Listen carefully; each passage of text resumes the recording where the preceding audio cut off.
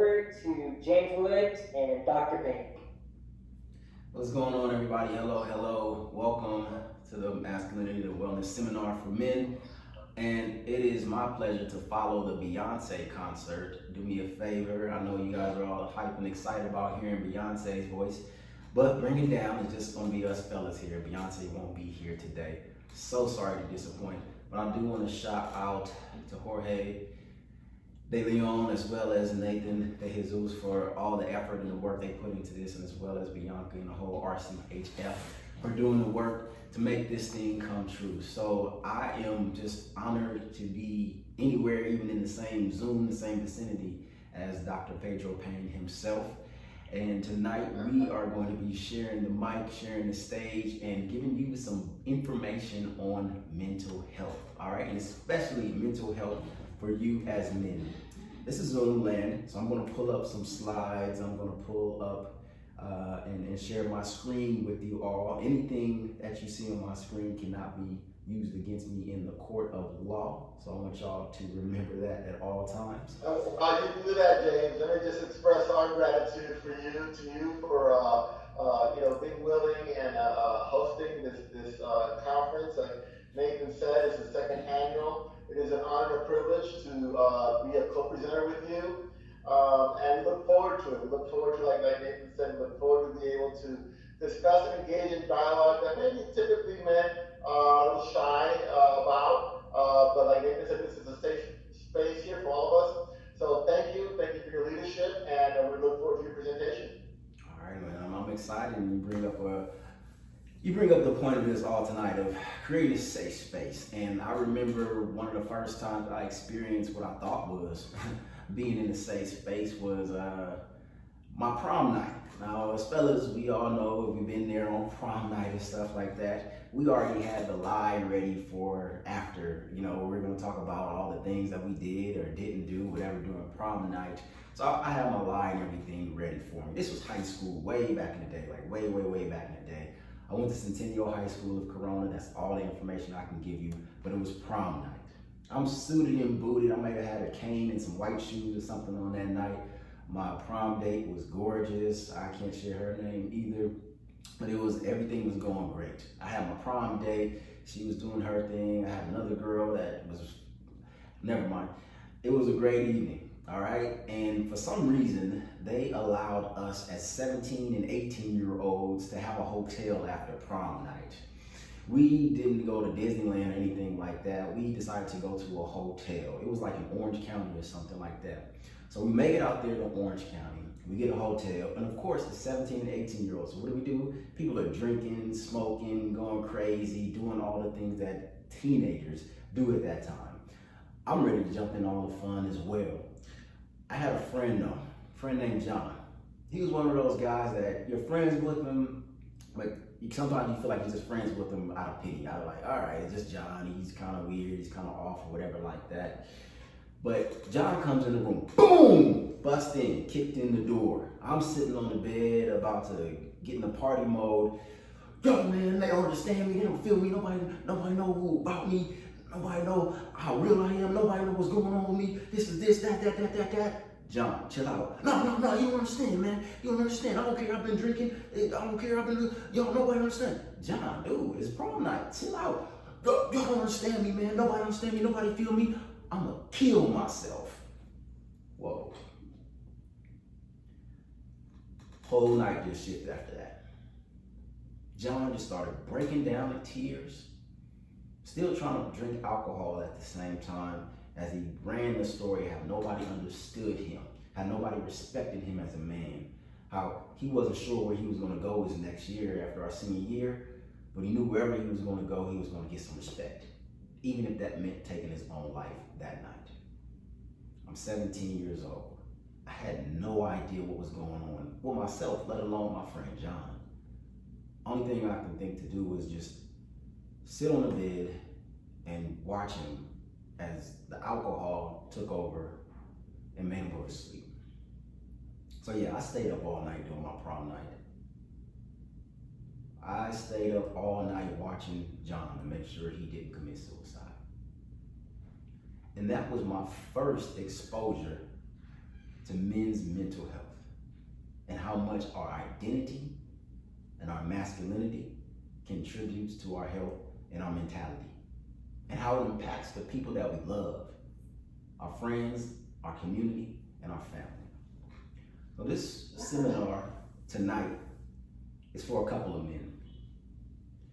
It's for the men who are kind of curious and concerned about their own mental health, trying to figure out what's going on with themselves. Maybe they're feeling a certain way. And it's for the men who are not really too concerned about their own mental health, but the actions that they've done, the behaviors that they've jumped into have made the family around them say, hey man, you need to look at your mental health. You need to look at the way you think. You've been in this situation, in that situation. It's time to look at your mental health. And then there's another man here who may understand their own mental health issues and may understand that of the other family members that they've been in life, but they just want to get more information to make sure they can be a vital instrument to us as men all together. They can share with men the tools and tips that we're going to go over tonight and the understanding of mental health for us all. So I just want to open it up to Dr. Pedro Payne and just hear from you, Dr. Payne, about your experience with mental health. What was your first time you saw mental health within a man, or you saw a man who, man, maybe just needs some help or some support? If you can share that with us. Sure. Thank you very much. Well, like you said from the onset, we're sharing personal stories about each other, and some of them are extremely personal. My first encounter with male mental health came from my older brother. I have an older brother. He's 57. I'm 56. So he's a year older than me. And we come from a Caribbean family. Although we were born and raised in New York City, we spent a portion of our growing up experience in the Dominican Republic. And in the Caribbean and the Latino experience, there are certain predefined roles for men, right? We call them stereotypes that men are supposed to live up to. And a lot of our fathers, they didn't have the advantage of maybe a college education or understanding the psychology of child rearing and bringing up a child. And so, my parents, I come from a broken home. My parents were divorced when I was at an early age. And my father, for some reason, thought that in order for him to be a good dad, he had to teach my older son, my older brother, how to deal with women. That's part of the man thing, right? Grow up to be a man. And so my older brother was, I think about 14 or 15 at the time. And we're in the Dominican Republic, and you gotta understand that cultures are different there, and foreign laws and legalities. And so my father thought that it would be a good idea in his own mind to allow my older brother to be in the same area where my father was entertaining a prostitute. My father was divorced fraternity. He hadn't been married again, but he eventually did. But he thought that would be a good introduction for my brother to learn how to be a man. And so I think they were like in a strip club or something. Wow. And I remember my brother telling me how traumatizing that was, because he wasn't ready for that experience. He didn't know what to do or how to act. And so he got laughed at by some of the ladies in the place, and he felt humiliated by that. And mind you, he's 14 or 15 at this time, right?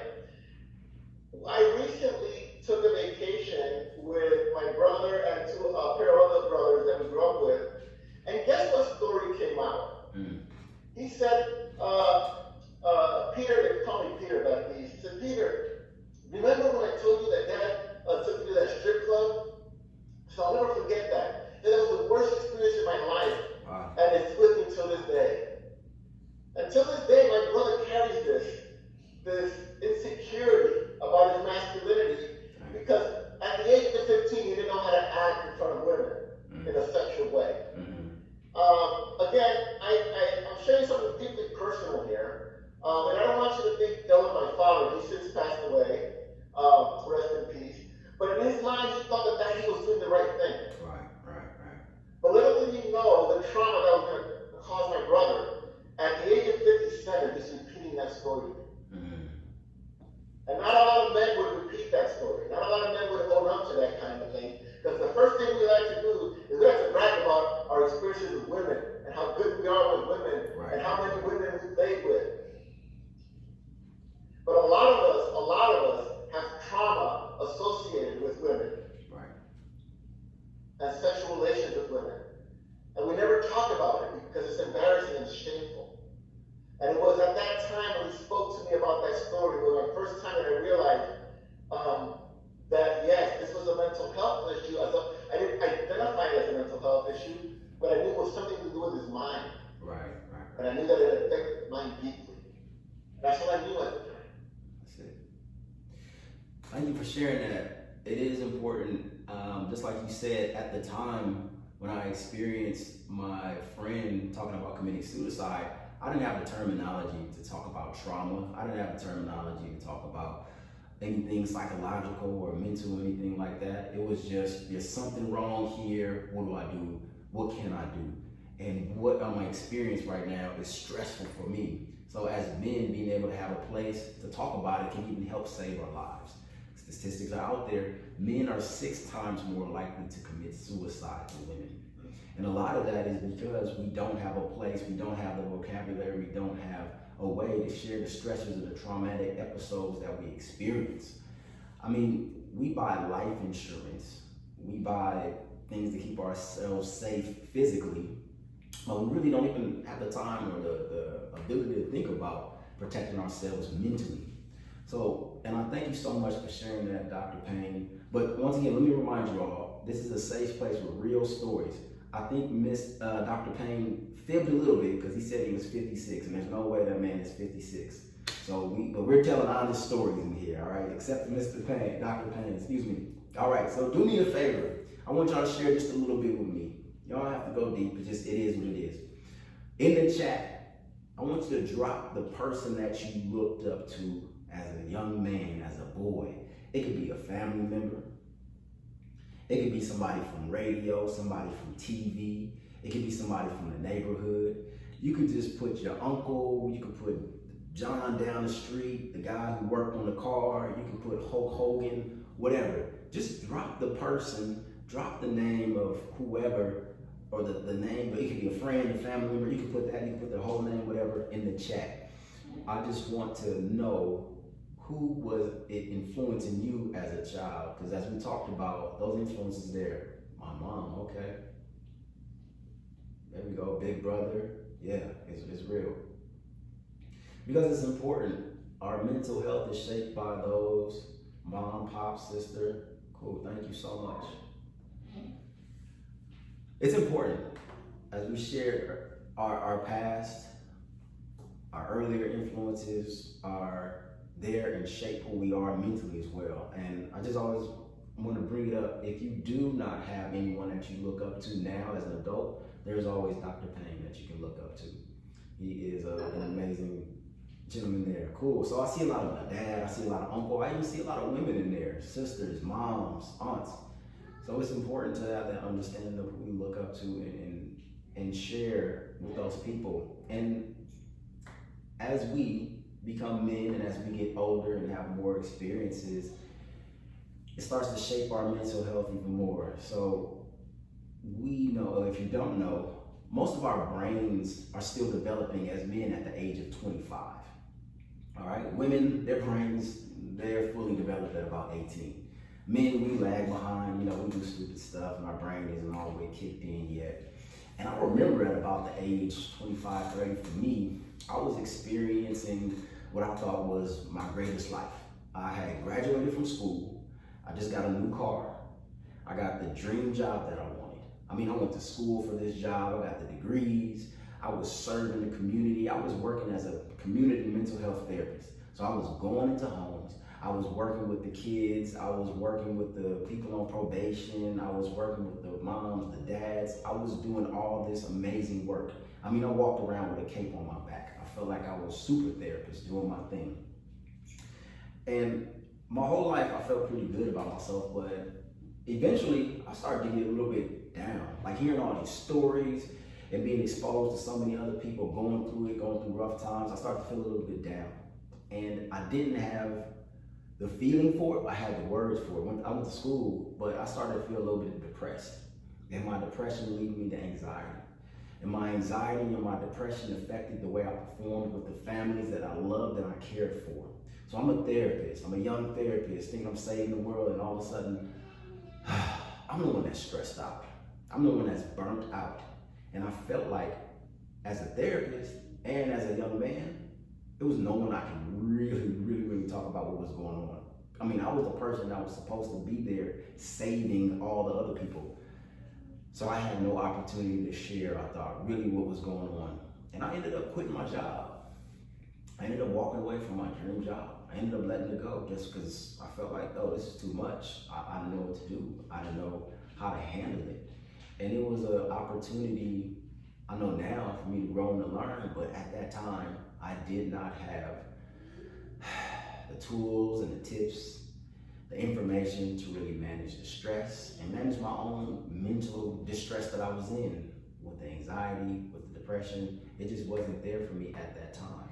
And that's why this work here is so important to me, to make sure that men, older than me, younger than me, it doesn't matter, men have the tools to be able to make decisions and be informed about their own mental health. So they don't have to quit the jobs that they love or leave the relationships, leave their children, leave their families, but be able to acknowledge and recognize their own issues with mental health and have a sense of healthy mental health for themselves. Now, Dr. Pedro Payne, you are a doctor, so you went to school. What is your degree in again? Sociology. Sociology, so you've seen a lot out there. How have you seen men, especially in the workplace or in the public eye, how have you seen men try to handle the stress of work and doing a job and providing for the community and providing for family? How have you seen that stress affect men? Well, that's a good question, James. Unfortunately, my answer is not a very good one because in my experience, I've often seen men handle work stress or stress from family, handle it through alcohol, which is not a very good coping skill, mind you. But all throughout my career, all I've heard is when the men are stressed, hey, let's go out after work and have a beer, Right. to de-stress, to unwind. And it all centers on alcohol, especially when I got an opportunity to work with men in the military. I did a clinical rotation earlier in my career at a Navy base in Orlando, Florida. And it was mostly male folks that I was interning with. And it was all about alcohol and all about getting drunk. And it was like, getting drunk was like the highlight of the evening, I guess. But it wasn't just limited to the Navy base. Even in the civilian world, the man, and this is across all professions, because I also spent some time in my portion of my life in the health field, and I got to work with some doctors at a local clinic in Riverside. I won't mention the name. And even those physicians centered their de-stressing activities around alcohol. Wow. And so I don't know if the rest of you can relate to what I'm saying, or if you've had similar experiences, is what I'm sharing. But it seems that we as men find solace in alcohol. And that's not a very healthy outlet for our stress and our anger and our emotions. But for some reason, we keep going back to that. Right. It definitely is. And a lot of times, alcohol even contributes to more difficulties with our mental health. And at any time, y'all can drop in the chat if you want to raise your hand, if you have something that you would like to share, an experience, or some information that you want even more about what we're talking about, please do so. This is a dialogue. This is an experience that you are a part of. This is not going to happen unless you are happening with it. And I know sometimes as men, we don't want to talk about stuff, but now that we're in the Zoom world, you can add it in the chat. So you don't even have to talk about it. You can get your fingers to move it and express something there. Because you're going to learn what you express. And we can share as much as you like us to share. And as Dr. Payne talked about, a lot of the factors for our mental health come from the abuse of alcohol, which we talk about in our lifestyle or our social settings. After work, what we do, grab a beer, go to the bar. When we even trying to meet partners, we go into the bar. When we're hanging out in friends' social settings, sometimes you're sitting up playing a video game, you got a beer, just want to take the edge off. And we're going to talk a little bit more about what that edge is. But biologically speaking, some factors of mental health for men, of course, are that testosterone, T, they call it low T, testosterone. So testosterone, of course, is that hormone that makes us men. We're born, we have the testosterone flood in, our testes, our sexual genitals, the beards on our face, the muscles, all produced by testosterone. As we get older, and even for some men, as we're even still in our younger years, our testosterone level is low, and it can affect our sense of well-being. It can affect our sexual and reproductive function. It can affect even how we feel about ourselves and others. So being able to understand how testosterone affects you is hugely important.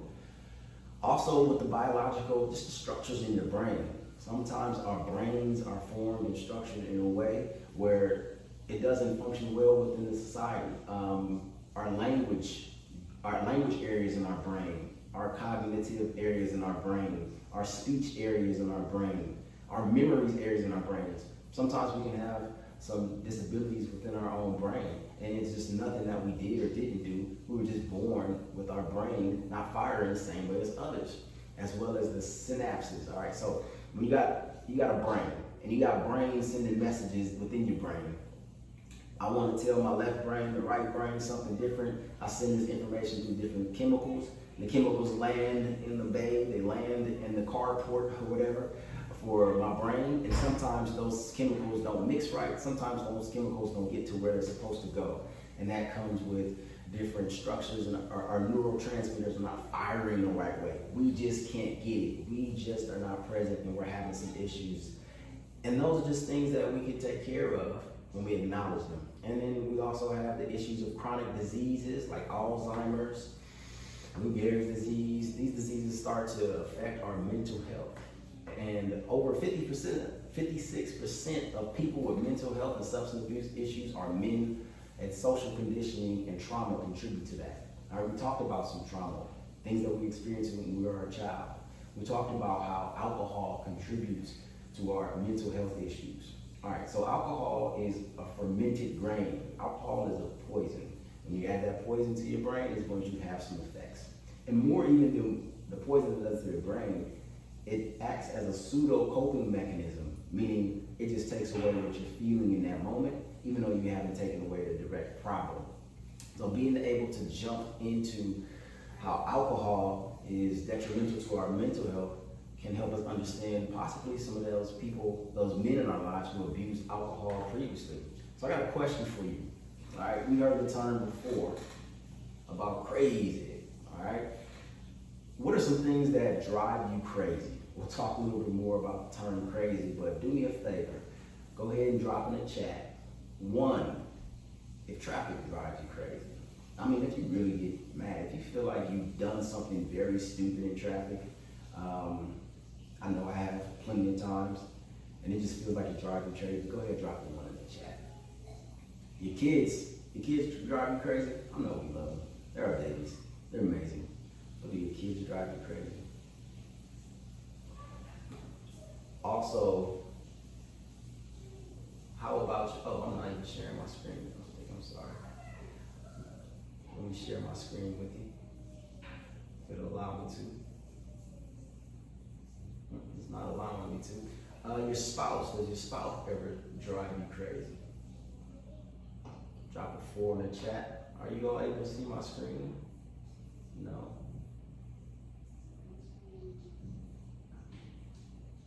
Political issues drive me crazy. Okay, my screen is not allowing me to share right now. Oh, here we go.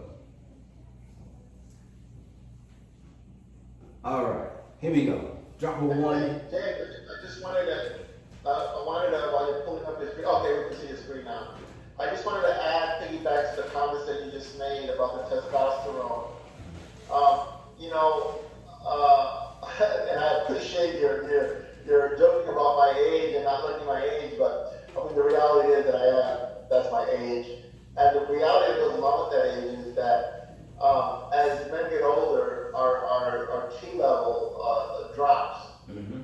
And so much of our youth, we identify with our T levels, being our muscle tone, our growth, our beards, our manliness, our libido, our sexual drive, all these things that define us as men when we're young, and we got the T levels to back it up. But a lot of the older guys, you never hear us talking about our testosterone levels getting low. Right. Our libido, not as it used to. We don't talk about our muscle definition. It starts to sag a little bit. We try, but it's hard to keep it up, despite the commercials that we see on TV. And men don't often talk about that. Men my age don't often talk about a drop in our testosterone level and getting used to the fact that we can no longer use that to identify our masculinity the way we did when we were younger. And so I don't know if we even have time to even talk about that, or maybe we can, use that as a topic for discussion for our next conference. But I don't know what the demographic is of this group. I see a lot of young people in this group. I don't see a lot of people my age in this group, but that's a real thing. It's a real thing. Your testosterone gets lower, it drops, and it causes a lot of changes that we're embarrassed to talk about. And I just wanted to contribute that. Thank you. I really appreciate that. In coming into an older age and noticing possibly the effects of testosterone dropping, did you ever have any older men pull you to the side, like, hey, your hair might be thinning, your belly might be getting bigger? Did anyone ever pull you to the side and speak on that? They have, but not in a nice way. Okay. They have. They talked about my thinning hair. They talked about my belly. Even my wife poked fun at my belly sometimes. But I never had that mentor to come and approach me and talk to me about life as an older, mature male. No, I have not had that opportunity, that privilege. Okay. That's a huge point, and we're going to get a little bit deeper into that as well about having that. And I also, the point of what you just said on how a lot of times men engage and interact with each other through humor, where we may not say anything directly to you, but we'll joke about you, we'll make fun of you. Well, hey man, look at your belly, look at your hair, look at this, look at that. And it might be an issue that, yep, we make fun, but we don't uplift, yep, about how to combat it. Because it could be a sensitive thing for ourselves. It could be something uncomfortable for ourselves. But if I call it out in you first, then it won't hurt as much when you call it out in me. I'm going to share my pain, I'm going to project my pain on you, or just make fun of you, because I don't know how to ask you about it. I don't know how to talk to you about it. And it's one of those experiences for men who, when you don't have that safe space and it's always just joking and clowning around, it's one of those things that, how can I really seriously get the information I need when I'm really in trouble? If I tell someone how I feel, they're just going to tell me how stupid I am, or how fat I'm getting, or how old, or whatever I'm getting. So I use comedy, or I use humor, because it's something that I came up with, just being a man, being in the barbershop.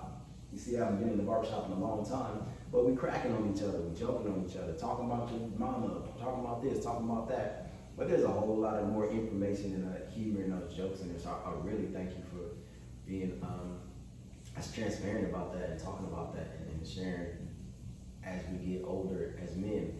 All right. So I want James, real quick, I kind of wanted to interject a little bit, because please. I want to touch a little bit more on that humor part. Okay.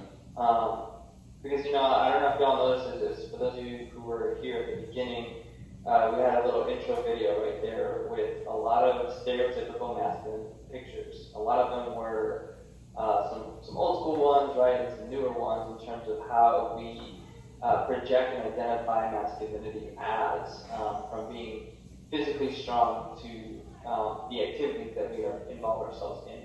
And I think humor is an interesting one because it's almost like this other type of masculinity that we carry in our society, right? It's like the comedies in our world, like the Paul Rudd and the Seth Rogans, right? They're not the most good looking, they're not beefed up and in the gym all the time, but they're still seen as very masculine because of the type of humor that they bring out.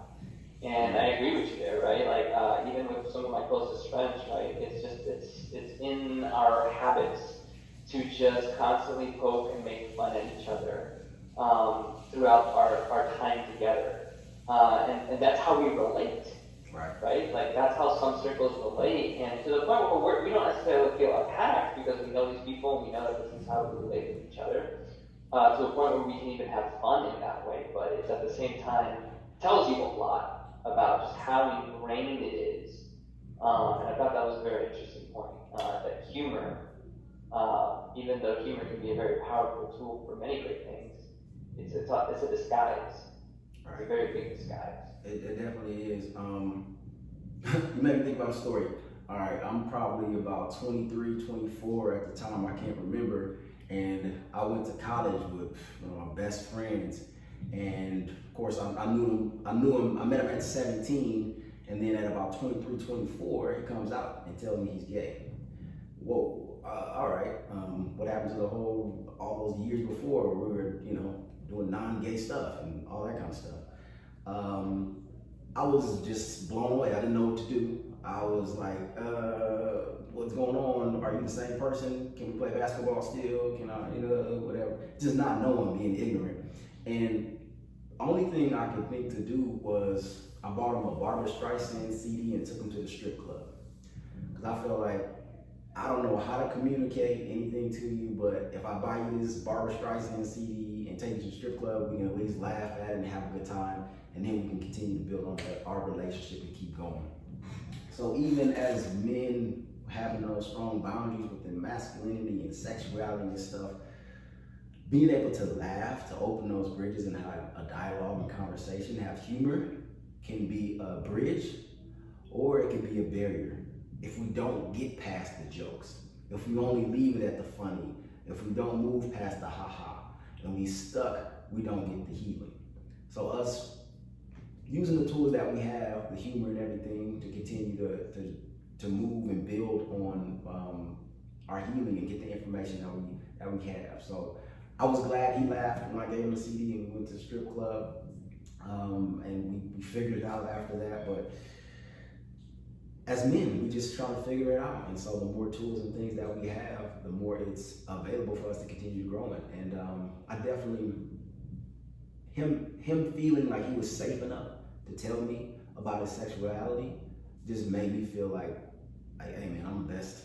Like this is the best relationship. Like our relationship grew. It got better. So the more we're able to share and authentically express ourselves and connect, we have our own healing for ourselves. And as we continue to share, I want you all definitely to share in this one right now. We're talking about, I'm not sure, is my screen kind of off? Can you see? It is. I don't know what happened. Yeah, it's a little awkward. A little awkward? Well, I'm a little awkward, but it's all right. So. There it is. You fixed it. All right, cool. Man box. All right, so we're talking about the man box, the things that you fit inside of to describe you as a man. All right, these are the unwritten rules, the laws of manhood. If you are a man, this is how you conduct yourself. This is what you think. This is how you see yourself. This is how you see people. These are manly man traits. You open that box and you take out one of those manly man traits to handle decisions, to take care of problems, and to move forward. So I want y'all all to do me a favor. Drop in the chat, what are the norms of manhood that you learned? What are the things that you learned as a man? I want you to drop that in the chat and let me know. What are the rules? How are you supposed to be a man?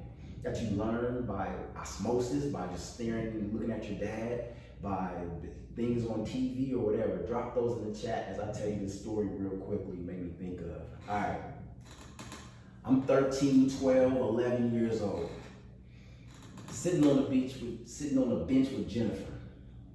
It took me a long time just to get on that bench with Jennifer. Me and Jennifer sitting there talking about whatever, homework assignments, talking about what's happening in school, talking about who was on BET Rap City or whatever was happening on the time. And we both knew it was the time for me to make a move. My palms are sweaty, my knees are shaking, mom's spaghetti, no, not that deep, but I was super nervous. So I'm just rambling on, I'm just talking, kind of like blah, saying stuff. Bam, in my mind, I remember my homeboy Jake. We was over there last night talking around the pool or whatever in my community, and he was like, yo man, I was able to kiss Jessica. And you know the thing that you do? Whenever you give her a hug, you rub right above her bra. The spot right above her bra on her back. You rub that 3 times, and bam, she'll kiss you just like that. What, man? You BSing. That ain't real. That ain't right.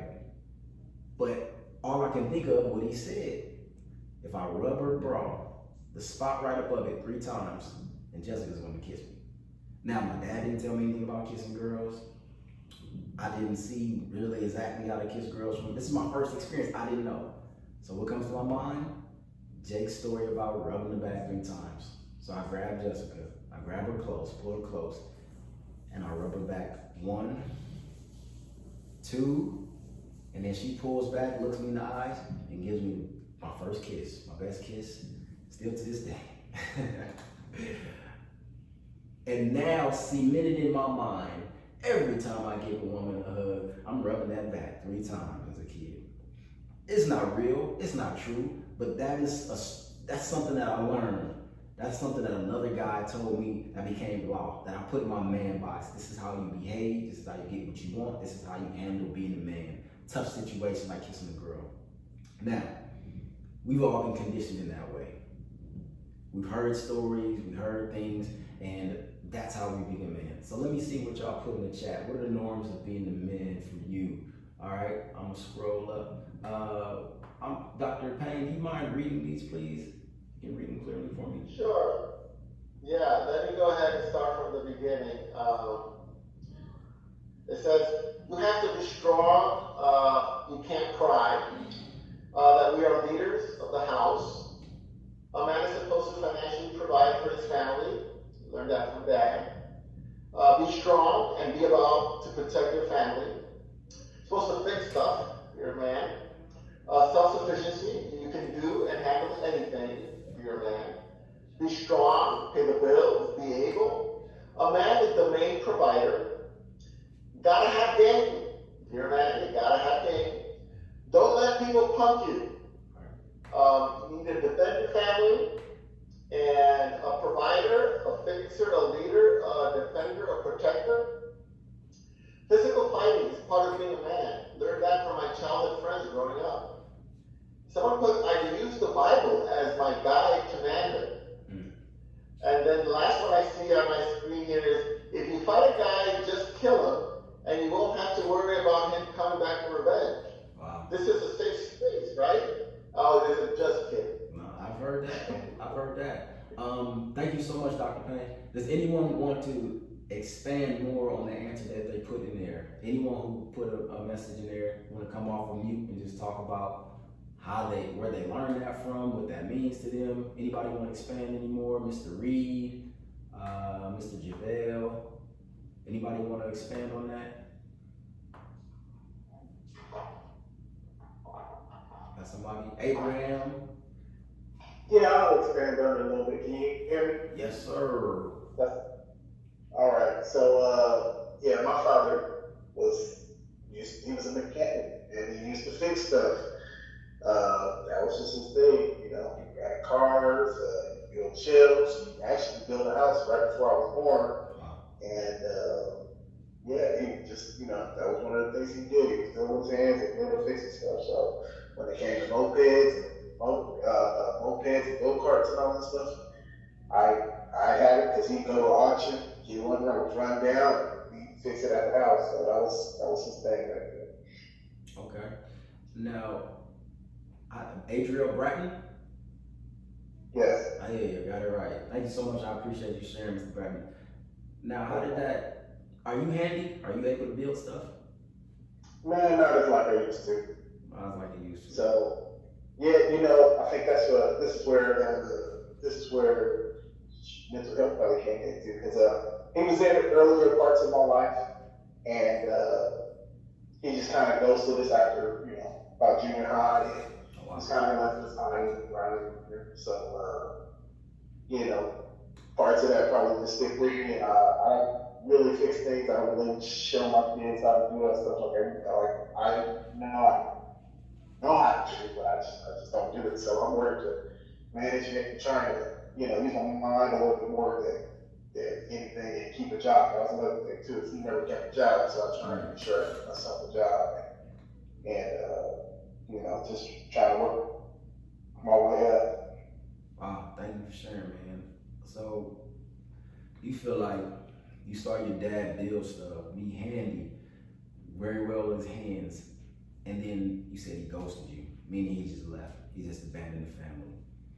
And yeah, my grandfather died, and he went out there supposedly to handle the finances of his estate, wow. And never came back.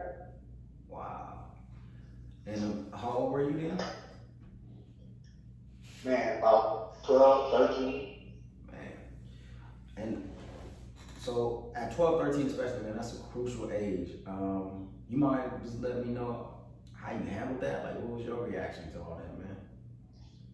You know, my reaction was just, you know, trying to be there for my mom, so I really didn't realize that it affected me in any way until later on I started, you know, you start reflecting and you start being like, dang, that was when I started missing school, that was when I started, you know, grades started going down, because, you know, I went into high school strong, just didn't have that accountability here. My mom was working a teacher job, you know, she was always traveling, she worked with airlines, so she traveled a lot too, so it was just one of those things that I don't think it really, I knew it affected me until later on. It was like, dang, I'm starting from the bottom, trying to grind. Definitely once 18, 19 hit, and I didn't graduate high school at that time. Just trying to go to college and play football.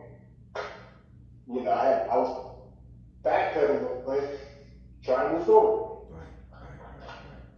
And appreciate you sharing that. And you said, as a man now, building things and being handy is not something that you really share with your children, right? Correct. I mean, is that something that you consciously don't do, or why is that a part of how you raise your children now?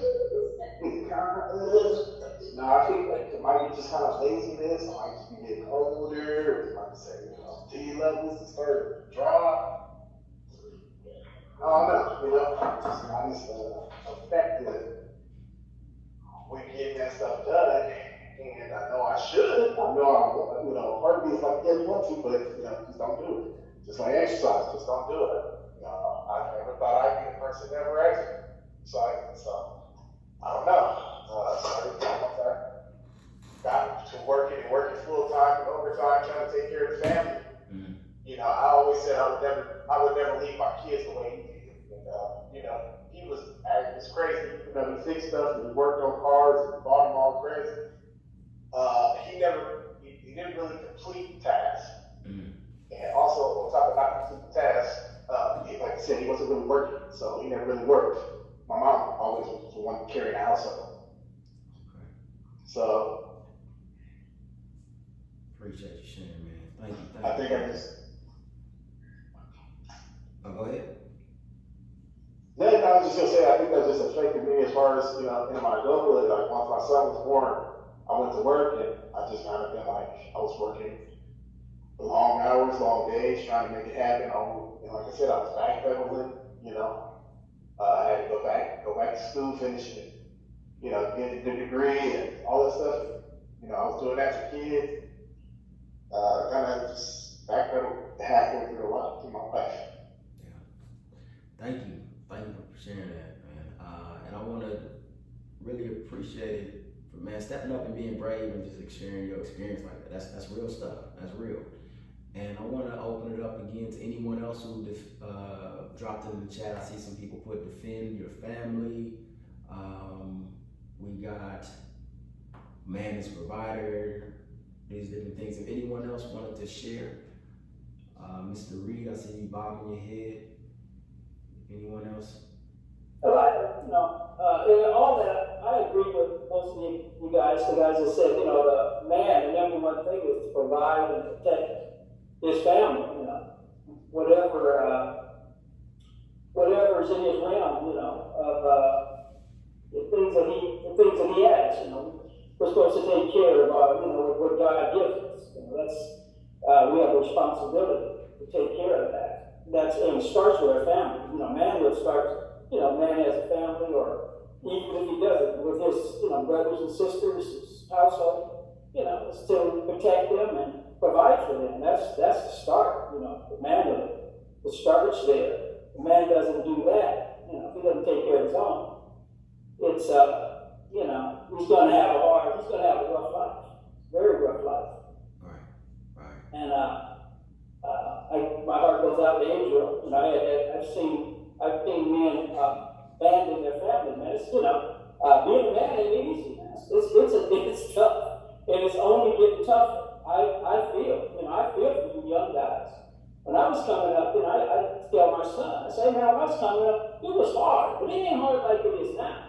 The economy flipped, man. Everything went crazy, When I was coming up, you didn't have to have a college education to get a decent job, man. Now, $11 an hour, guy can do $11 an hour, $16 an hour. Yeah. When I do the math, when I was making minimum wage, when I was coming up, I was making minimum wage. It's equivalent to about at least $20 an hour. That was minimum wage, man. And now we're talking about minimum wage $15. It's crazy. I mean, it's totally insane. So my heart goes out to you guys. But as far as the different ideas of a manhood, most of the things I hear is cultural. And that's the culture is constantly changing. So it's hard to stay up with what's the new thing. The things continue to change. That's why I said I stick with the Bible. The Bible keeps me grounded and gives me, is my guide of where I'm going. So even though the culture starts going through all of this stuff, I can keep my bearings straight. I don't get every wind and everything that's changed, all this new stuff. And I just try to stay focused on what I'm doing and taking care of what I have to do.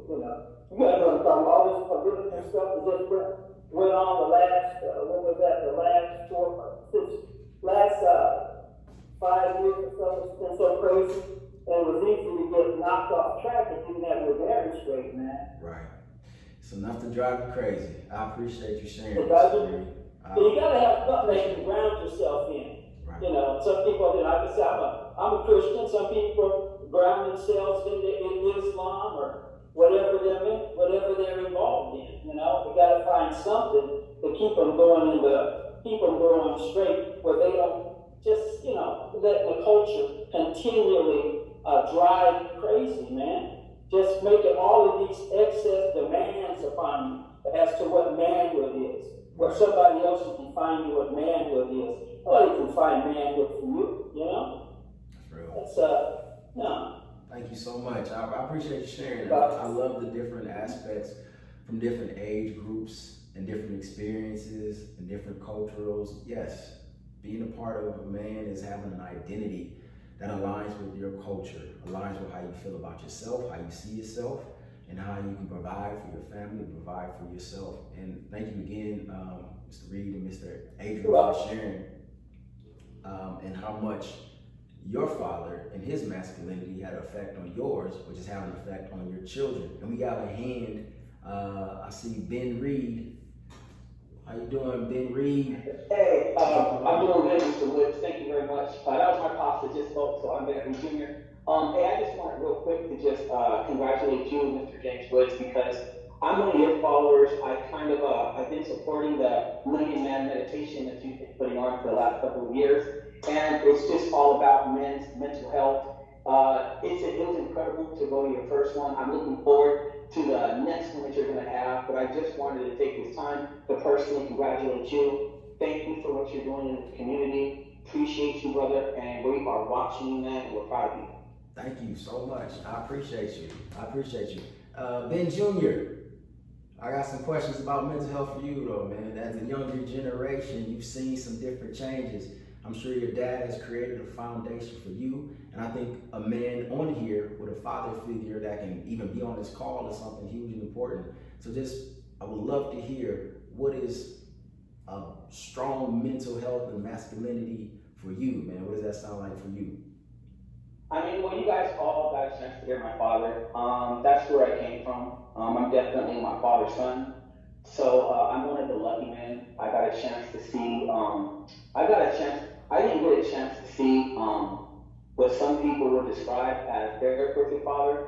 I got a chance to see my perfect father, what that looked like. And it was just an honor to be able to see that, to be able to come from that. My father was definitely the provider. He was the breadwinner in the family, so I grew up with just that. I grew up with someone that didn't change with the times. Just like he said, he practices everything that he preaches. So what you guys heard is exactly what he means, is exactly what he does. I look at myself as a privileged person of color, just because I have the father that I have at home. Also because I have an incredible mother. You can't have the father that I have without having an incredible woman behind him. Mm-hmm. My mother that made my father, I guarantee what he is today, just like the man that you guys are speaking to right now, my father made, but my wife also made better. So that's the man that I was honored to be raised with, and it was that's an honor every day. Thank you. I appreciate that, man. Thank you. I appreciate that. Great. I do want to hear, I'm going to just call out names because I'm curious to see with your camera on. Israel, what's going on? Are you able to cut your mic on? Okay, you looking for the mute button? All right. I don't know if we can unmute for you. Let me see.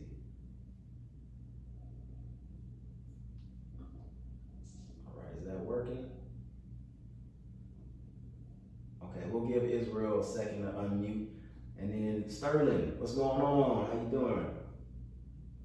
What's up, brother? How you doing, man? I'm good. You are a modern day renaissance, a modern day artist. You're a creative model and Okay. All right. We'll come back to you, Sterling. Okay. Go ahead, Mr. Israel. What are your thoughts, man? What are your thoughts on your identity and masculinity and how it shapes our mental health? Singing helps me a lot. Singing helps you a lot. Okay. Yeah. Are you a better singer than Beyonce? I got secrets. I could do it. That's cool, man. And I love it that we have younger men on here, and we heard about older men's perspective. How do you feel about masculinity moving forward? Do you feel like being a man now is different than being a man back in the day? Yeah. Okay, cool. I agree with you, man. Thank you so much, man. I love to hear. Appreciate you, bro. Thank you. Sterling, another guy with great hair. It ain't that great, man. It's all right. See, men don't know how to take compliments. Yeah, that's true. But no, I appreciate it, brother. Thank you. So, masculinity from a creative, from an artist, from somebody who's an entrepreneur, from somebody who pushes forward for themselves and find themselves in different spaces. I know me coming up, my man box was my father working for the post office, currently working for the post office for 40 years. And him coming home every morning because he worked the night shift and providing for us in that sense. What's in your man box? What are those things in your man box? So I guess I come from a little bit of a different perspective.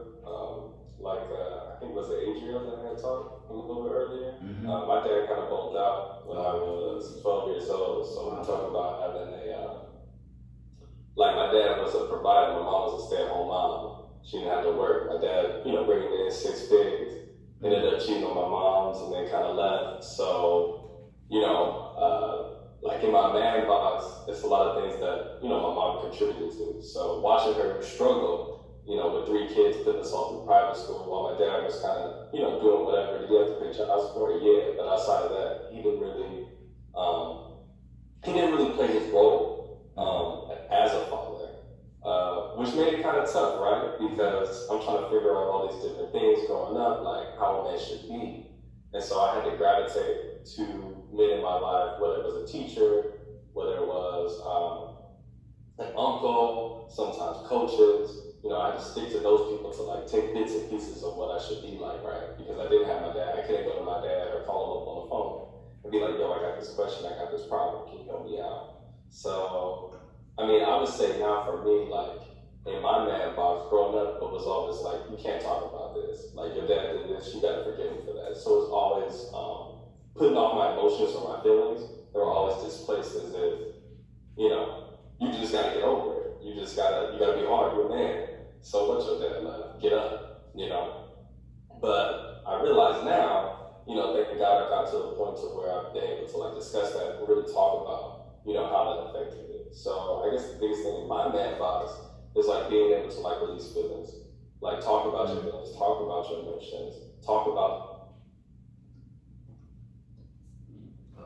if you bottle that shit up, you go down the train wreck, right? You go down the spiral, and you're gonna commit the same mistakes that my dad did. I was gonna make those same mistakes because I never had the closure.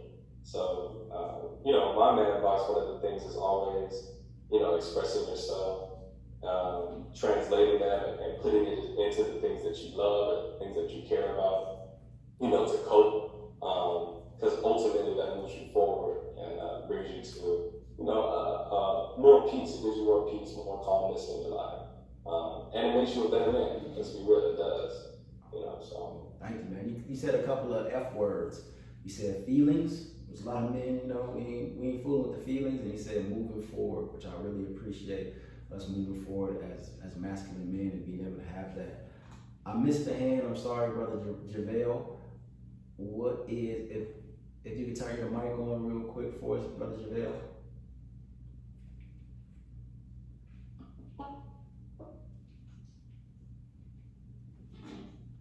Oh, are we getting it there? I see the little light. Yeah, can you hear me? I can hear you. Can y'all hear me?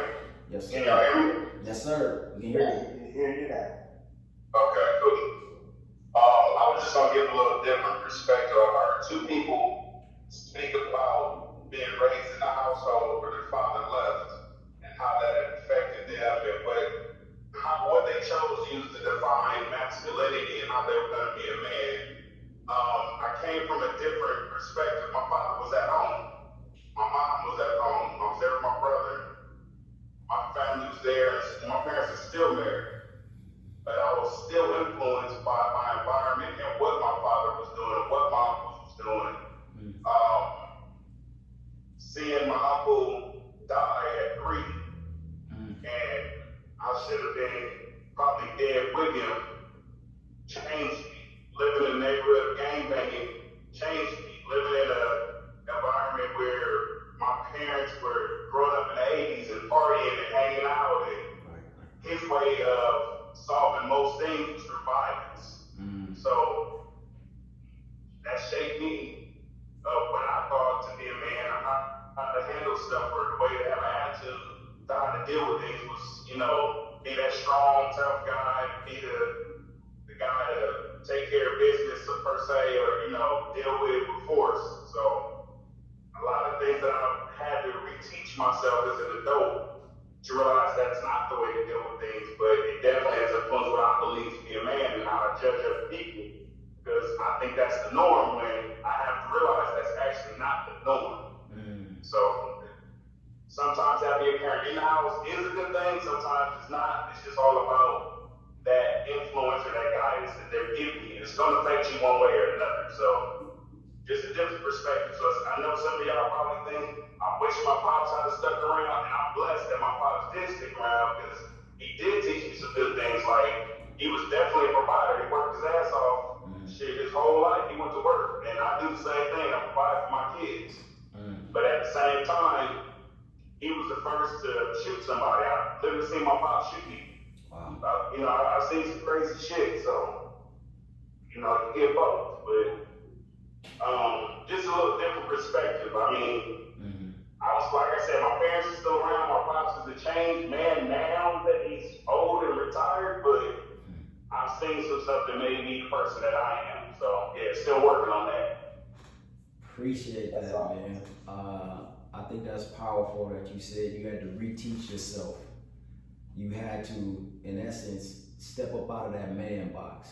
And I want to talk a little bit about that now, on what that's like to get up out of that man box.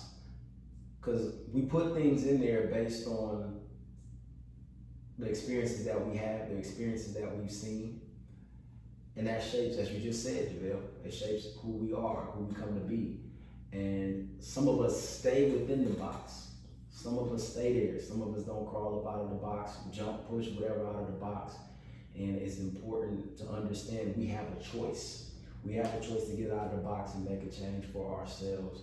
And I think for those of you who just showed up tonight, who came here and expressed yourselves, even if you didn't say anything, you expressed yourself by showing up to you tonight, that man box is no longer for you, and you are seeking freedom once again, like I said in the beginning, freedom for yourself, freedom for someone that you love, freedom just for a community and other men, so we can step out the man box and really build true, authentic lives for ourselves. Whether it's something we going through, or we know someone going through, or we just want to be prepared for when we see somebody else going through a lot of the tough things that we do. I really appreciate you all for stepping up and deciding that, hey, the man box is no longer for you, and it's something that you want to gain a sense of freedom within. So as we talk about freedom and out the man box, we got a couple of ways we can look at it. It's like a whole 7-point thing that we can jump into, but tonight we're just going to jump into one of the first things that we talk about, and it's freedom. Is really figuring it out, figuring ourselves out, getting a glimpse of who we are. All right, and a lot of times when we look at ourselves and who we are as men, it's about what we do, how we perform, how we engage with other people, how we make things happen. Masculine man is about creating things, making things grow, making things, putting power into things, making things change and all that like that. And that's a good power that we have. Masculinity is good power, but we also have to understand that we are more than that, all right? And I like to break it down in our social emotional aspect of it, meaning being able to manage ourselves, manage our emotions and our behaviors to achieve those goals. So if you want to achieve something, you gotta have to manage yourself. You want to achieve making some money, you're going to have to manage your desire to go to sleep, to overeat, to do something else. And then as you manage yourself by becoming aware of yourself, knowing who you are, what you're feeling, what you're thinking. Maybe not even need to know where they came from, but just knowing your strengths, knowing the challenges that you have for yourself. And after you know yourself and you're able to manage yourself, you're able to build social awareness. You start noticing other people. Like, okay, John down the street, he not right. Or Susie, she offering me something I don't even want no more. Being able to have awareness of your surroundings and things that are going on in your life. So then you build up those relationship skills. We are men and we are human beings. We're social creatures. Our relationships are huge. Our relationships are our capital. Our relationships are what hold us together.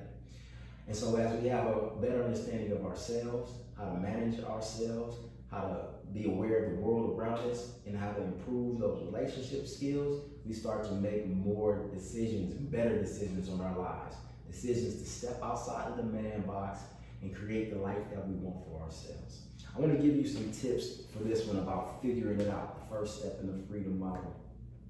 One of the things that you can do to start to figure things out for yourself is to be able to start journaling. All right, journaling. You probably heard it before.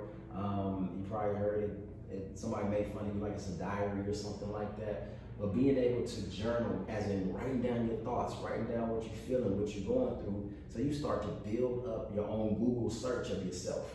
Like, oh man, I was feeling like this, I was thinking like this, or this was what's in my mind, this is what's in my brain. Get it out on some paper. Pen and paper is the best, but if you want to type it in your phone, you can do that. Like, man, I'm sitting in this line, I'm stressed out. What's happening with my body? What's happening with my mind? Take a note of that and start to become aware of yourself. Another tip, reflect on past relationships. How many of those relationships ended up the same? How many of those relationships you didn't even really want to be in, but they was around? Or relationships, how many relationships you have with people just because they're the people that you went to high school with or junior high with? Reflecting on the relationships, what are you giving to those relationships? What are you getting out of relationships? Another good way to get to know yourself, scroll through your phone. What are your searches? Who are the people that you text? What are your conversations about? Who are the people that you call? What are your YouTube searches?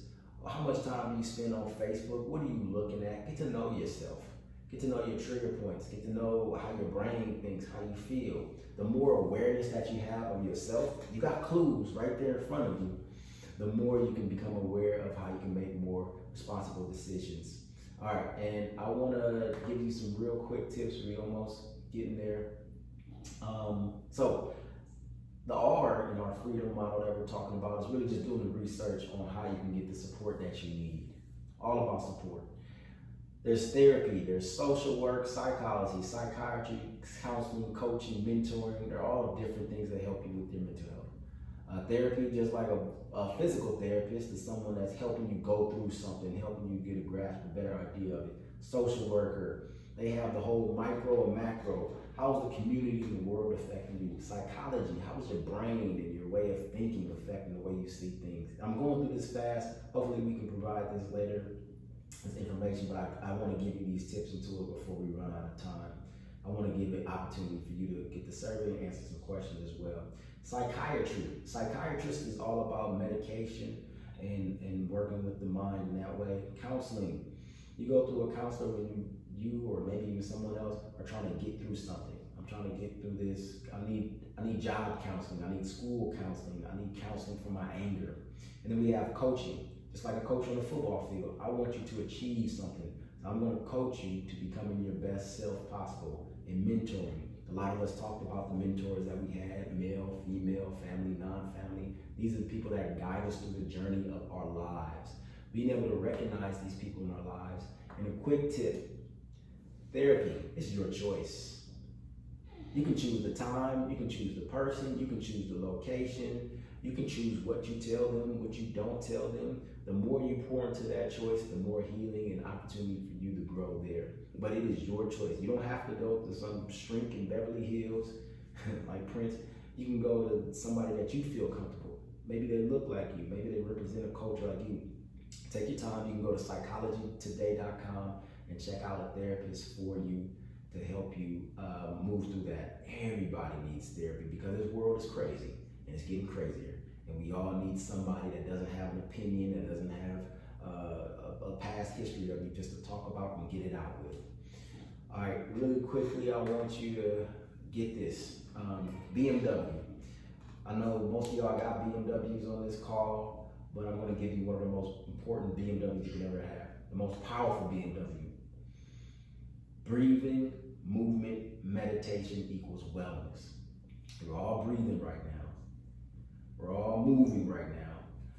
But when we do it in a mindful way, it creates a sense of wellness. So what I want to do really quickly is allow you all to breathe with me. All right, we're going to breathe and move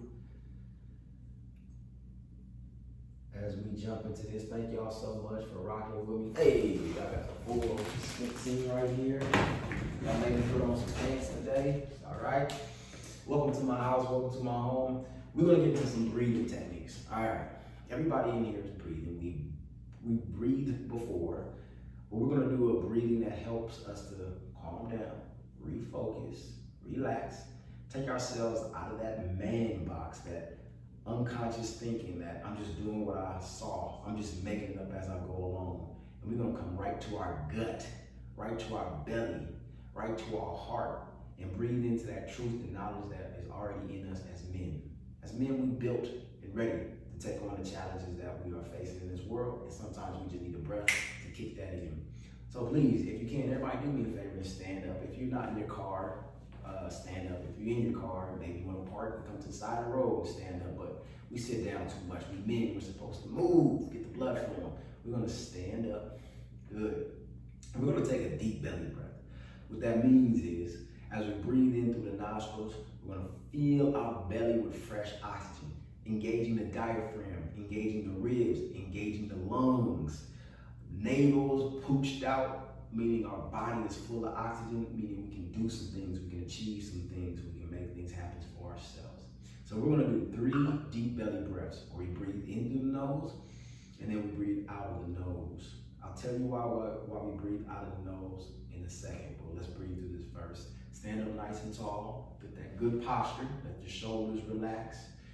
Feel your feet strong, feel your body strong. On the count of 3, we're gonna breathe in, out of the nostrils. Good, 1, relax your shoulders. 2, relax your face and your jaw. 3, deep breath in through the nose. Big belly. Exhale. Pull the belly back, empty out all the toxins, all the carbon dioxide. Inhale, big belly, breathe in, breathe in, breathe in. Exhale, empty the belly, push it out, release, relax. 1 more deep inhale, big belly here, breathe in. And exhale through the nose. Awesome. When we exhale through our nose, it allows our mind to focus. Instead of just exhaling through the mouth, we have that focus in our nose, and it brings our central nervous system to a calm. It allows our whole body to get the signal that it's time to relax. Whenever you ride your bike, whenever you boxing, playing ball, or you're watching those sports on TV, you always see them breathing in and out of their nose when they're calm and relaxed. But when they're panicked, when they're fatigued, when they're done, when it's the 12th round, their body is panicking, trying to get oxygen in. So we want to calm our body down and relax it, letting it know we're doing okay. When we feel the stress of that trauma, when we feel the anxiety, when we're in a place of depression, down deep, being able to breathe and let our body know it's calm and it's cool helps the rest of our mind to calm down and relax as well, to go back into a place of like, all right, I can think clearly. I don't have to go back into the man box to solve the problem. I can think clearly, I can be relaxed, and I can be focused, and I can make a decision moving forward. All right, we're just gonna combine that breathing with movement.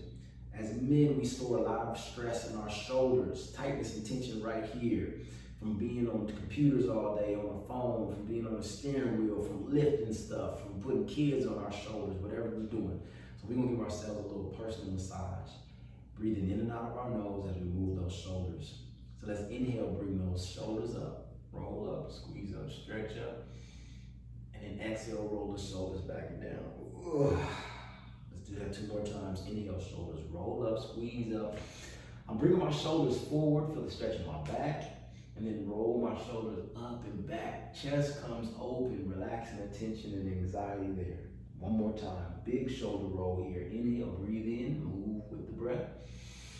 Exhale, roll back and down. Good. Moving the head left and right, working out the kinks in the neck from sleeping on the couch, sleeping on your arms, whatever you've been doing. Good. And then 1 more. Press the feet down to the ground. Inhale, raise those hands up, stretch up, nice and tall. Oh. Exhale, drop the hands down.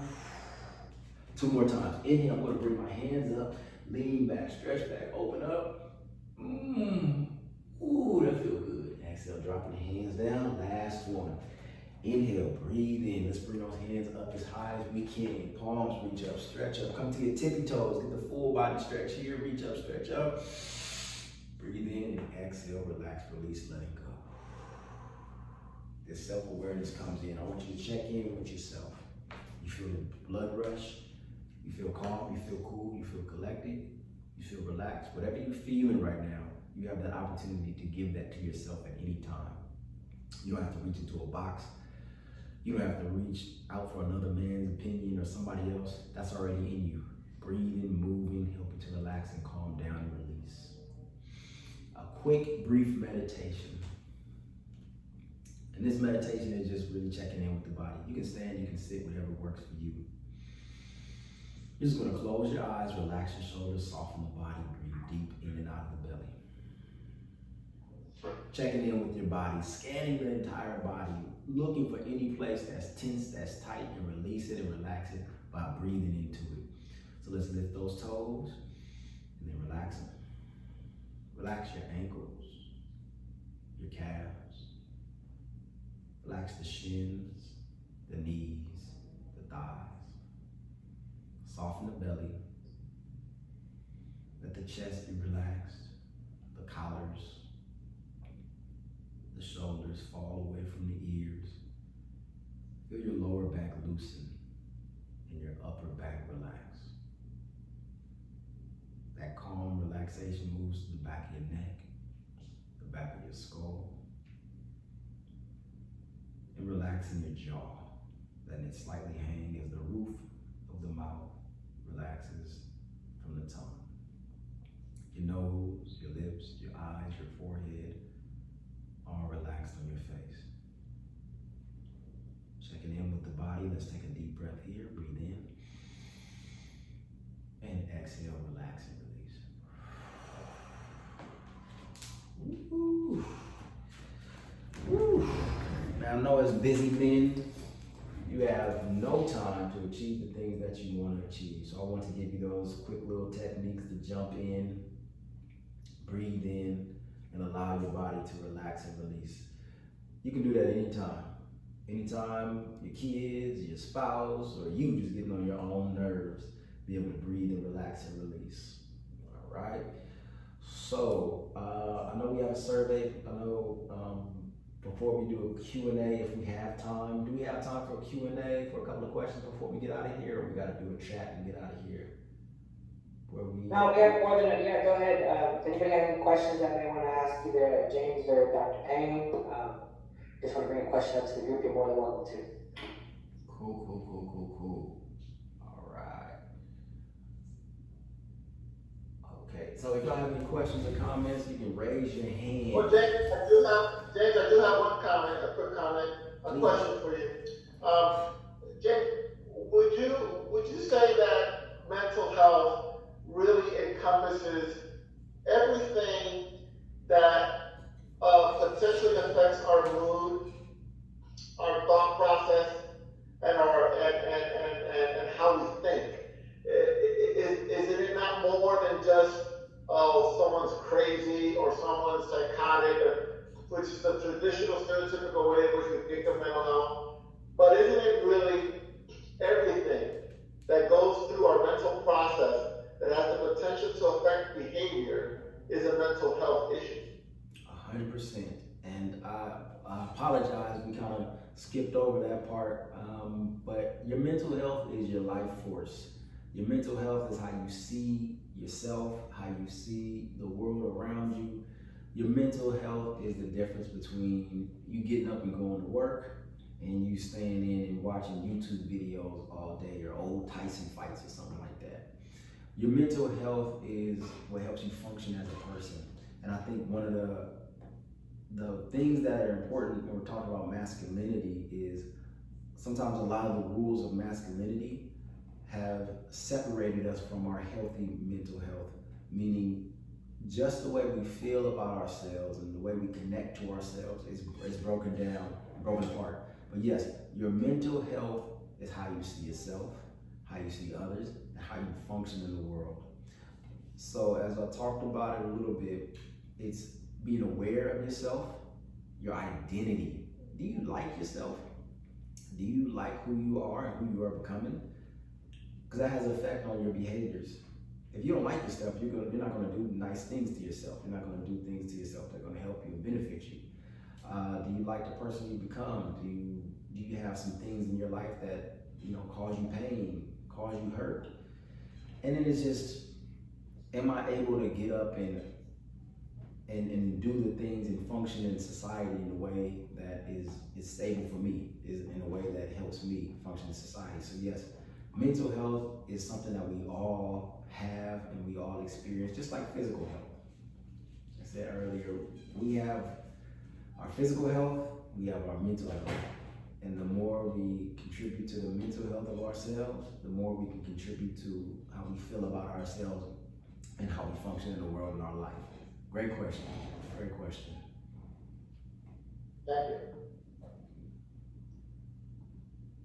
Does anyone else We have? have Adriel's hand up. Do you still have a question, boss?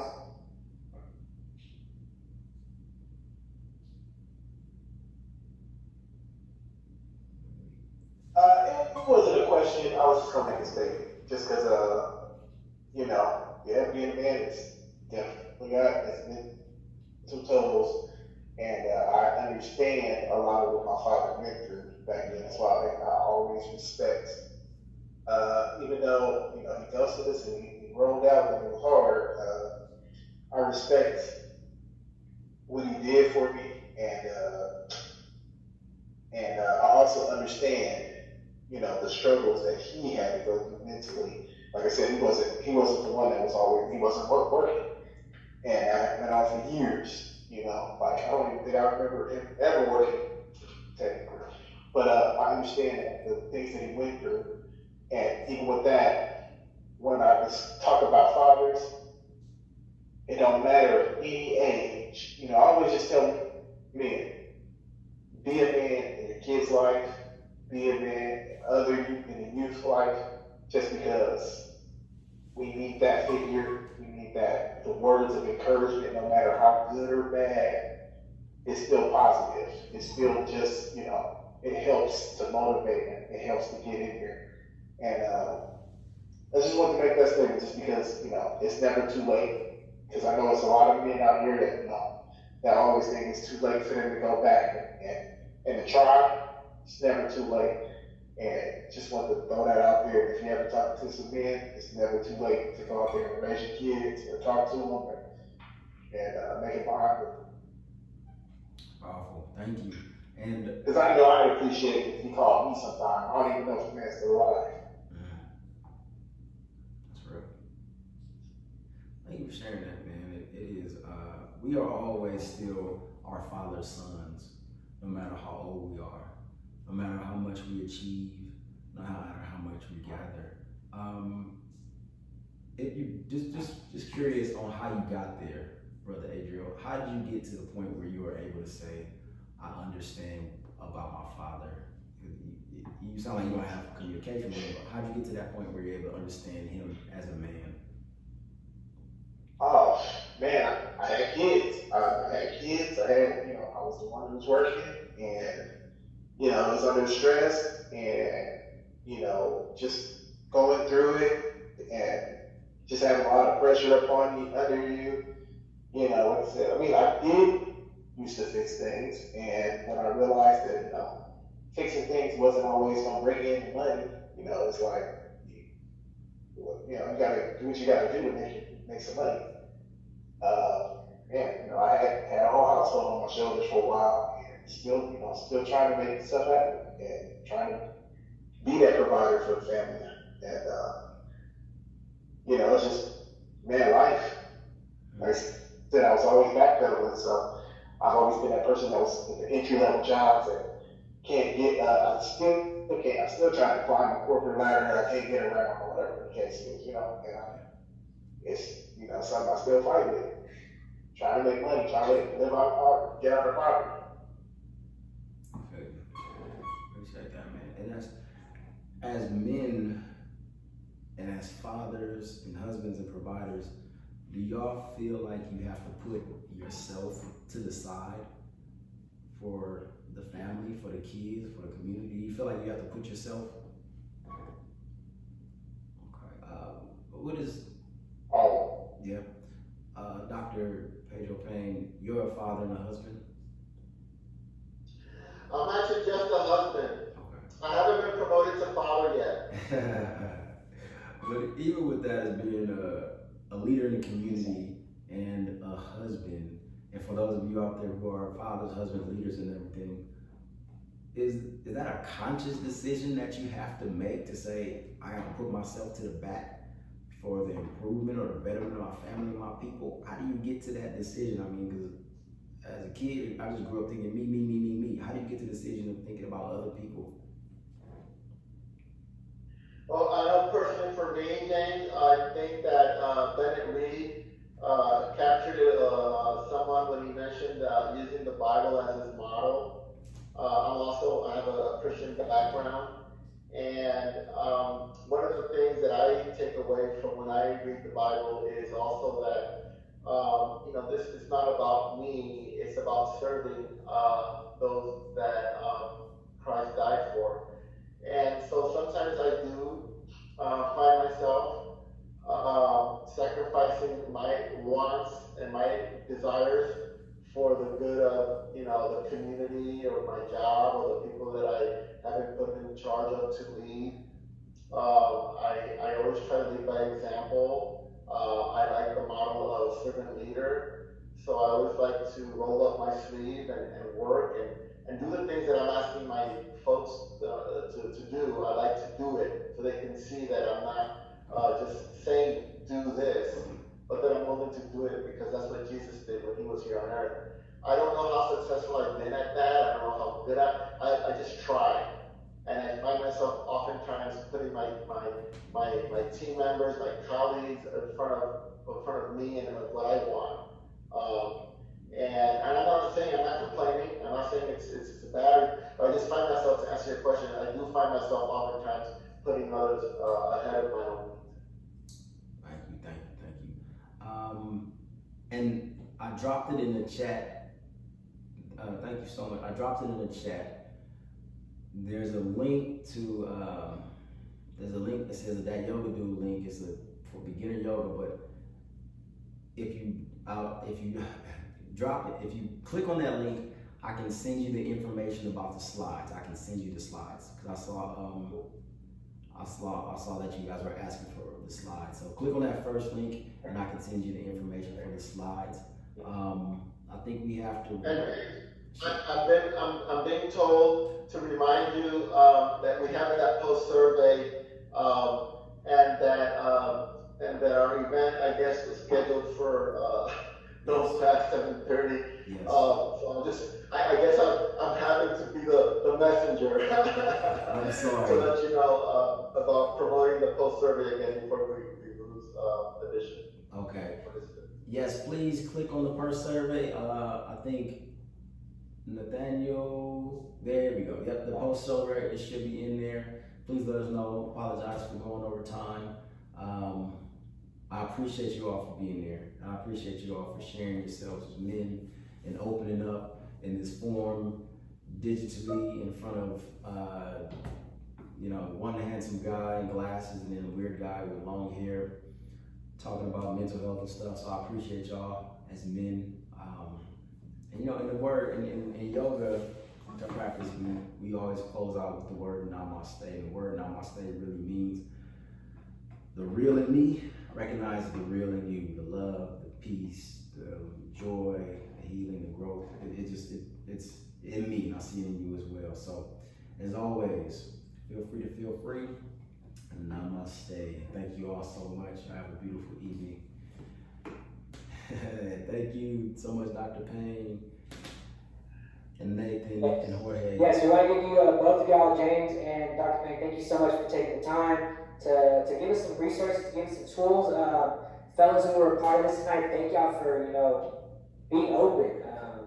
Understand that this was a safe space. I think we're walking away with a lot of valuable knowledge, of a lot of experience that we can draw from on how we, take part in our life as men.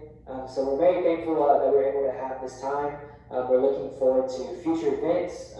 We're looking forward to the continuation of us creating this atmosphere for us as men to be open. So.